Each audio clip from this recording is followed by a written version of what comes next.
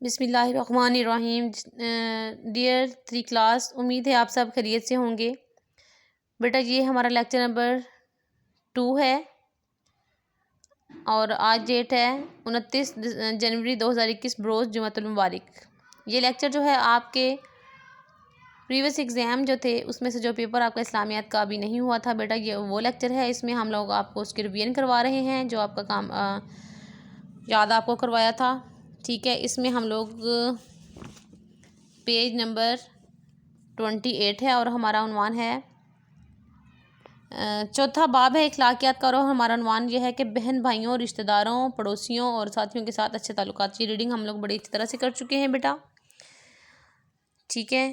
اور ہم لوگوں نے پیج نمبر 29 پہ بھی ایسے ہی اس کی ریڈنگ کی تھی۔ اب آپ کو اس کے سوالات جو ہیں وہ میں آپ کو بتاتی ہوں۔ آپ کو نوٹس پہلے ہم لوگ لکھوا چکے ہیں، چند ایک سوال آپ کو کروا دیتی ہوں، ٹھیک ہے۔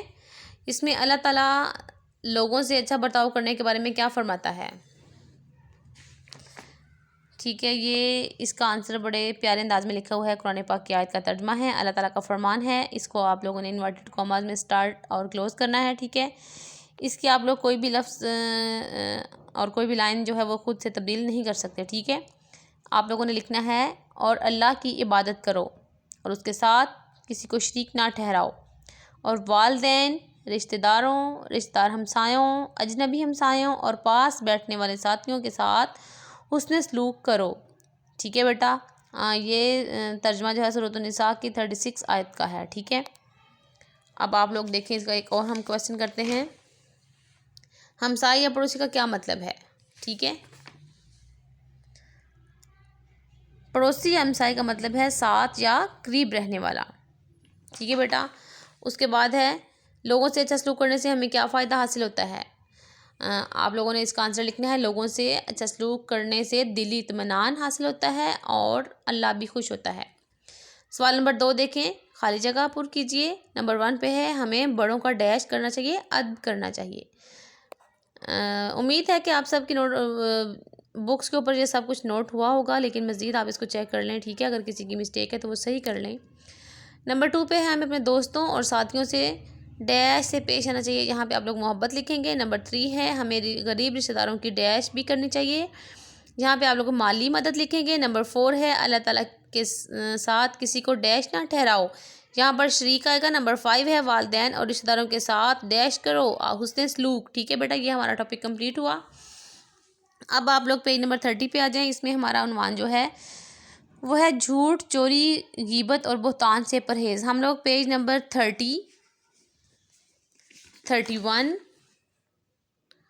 اور 32 کی ریڈنگ بڑی اچھی طرح سے کر چکے ہیں، اور ہم نے اس کے آپ کو یہ کالم بھی کروائے تھے۔ آپ مزید اس کو چیک کر لیں۔ کالم نمبر الف کو کالم بے سے ملانا ہے، بدی کو ہم ملائیں گے دوزخ میں لے جاتی ہے، اور چوری کو ملائیں گے کہ بغیر اجازت چیز اٹھا لینا، غیبت کو ملائیں گے کسی شخص کی غیر موجودگی میں اس کی برائی کرنا، بہتان کو ملائیں گے الزام لگانا، اور جھوٹ جو ہے وہ تمام برائیوں کی جڑ ہے۔ بیٹا آپ لوگ بھی پلیز اس کو چیک کر لیجئے گا۔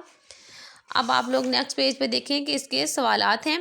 اس میں چند ایک سوال جو ہیں وہ ہم آپ کو دوبارہ ریپیٹ کروا دیتے ہیں، اور مزید آپ کی نوٹ بک کے اوپر جو کچھ بھی لکھا ہے پلیز آپ اس کو اچھی طرح سے لرن کیجیے گا۔ جھوٹ بولنا کیسی عادت ہے اور قرآن مجید میں جھوٹ بولنے والوں کے بارے میں کیا کہا گیا ہے۔ اس کا آنسر ہم لوگ دیکھتے ہیں پیچھے، کہ جھوٹ بولنا بہت بری اور بہت بڑا گناہ ہے، بہت بری عادت اور بہت بڑا گناہ ہے۔ جھوٹ بولنے والے کو کوئی بھی پسند نہیں کرتا، اور نہ ہی کوئی اس بات پر بھروسہ کرتا ہے، اس کی بات پر بھروسہ کرتا ہے، ٹھیک ہے۔ اس کے بعد ہے قرآن مجید میں اللہ تعالیٰ جھوٹ بولنے والوں کے بارے میں فرماتا ہے، انورٹڈ کاما سٹارٹنگ میں اور کلوزنگ میں بھی لکھنا ہے۔ یہ سورۃ ال عمران کی آیت نمبر 61 ہے۔ اس میں یہ ہے کہ جھوٹ بولنے والوں پر اللہ کی لعنت ہے۔ اس کا مطلب یہ ہوا کہ جھوٹ بولنے والوں کو اللہ ہرگز پسند نہیں کرتا، ٹھیک ہے بیٹا۔ اب اس کا نیکسٹ کویسچن دیکھتے ہیں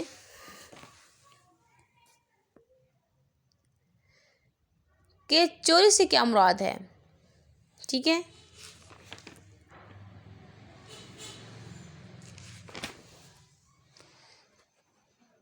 کسی بھی چیز کو بغیر اجازت اٹھا لینا اور اسے واپس نہ کرنا چوری کہلاتا ہے۔ چوری کرنا بہت بڑا گناہ ہے، ٹھیک ہے۔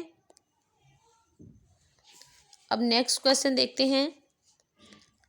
حضور اکرم صلی اللہ علیہ وسلم نے پہلی امتوں کی تباہی کی کیا وجہ بیان فرمائی؟ اس کا آنسر ہے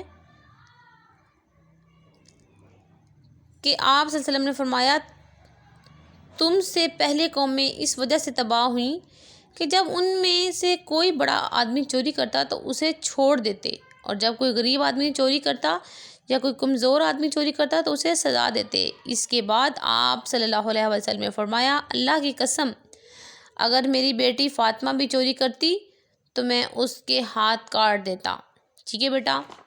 اس کے بعد ہے اللہ تعالیٰ نے غیبت کے بارے میں کیا فرمایا ہے اور غیبت اور بہتان میں کیا فرق ہے. غیبت اور بہتان میں فرق یہ ہے کہ غیبت سے مراد کسی شخص کی غیر موجودگی میں اس میں موجود برائی کو اس طرح بیان کرنا کہ اگر اس کے سامنے یہ برائی بیان کی جاتی تو اسے تکلیف ہوتی، اور بہتان سے مراد کسی شخص کے بارے میں کوئی ایسی بات کرنا جو اس میں موجود نہ ہو. اسی طرح اللہ تعالیٰ قرآن مجید میں فرماتا ہے کہ اگر اور نہ کوئی کسی کی غیبت کرے، کیا تم میں سے کوئی اس بات کو پسند کرے گا کہ اپنے مرے ہوئے بھائی کا گوشت کھائے، بلکہ تم اس کو ناپسند کرو گے. انورٹیڈ کاما اسٹارٹنگ میں بھی اور کلوزنگ میں بھی لگانا ہے. ٹھیک ہے. اور یہ سورۃ الحجرات کی آیت نمبر 12 ہے. ٹھیک ہے بیٹا. سوال نمبر 3 دیکھیں. نمبر 1 پر ہے خالی جگہ پور کریں. نمبر 1 پر ہے جھوٹ بولنا بہت بڑا ڈیش ہے گناہ ہے. نمبر 2 پہ دیکھیں سچ انسان کو ڈیش میں پہنچا دیتا ہے جنت میں. نمبر 3 پر ہے دین اسلام میں ڈیش کرنے والے کے ہاتھ کاٹنے کا حکم ہے چوری کرنے والے کا. ٹھیک ہے. نمبر 4 پر دیکھیں قرآن مجید میں غیبت کو ڈیش اپنے ڈیش کا گوشت کھانے کے برابر قرار دیا ہے، اس میں آئے گا مردہ بھائی. نمبر 5 ہے بہتان لگانا بھی بہت ڈیش اور گناہ ہے، ناپسندیدہ عمل ہے. ٹھیک ہے بیٹا.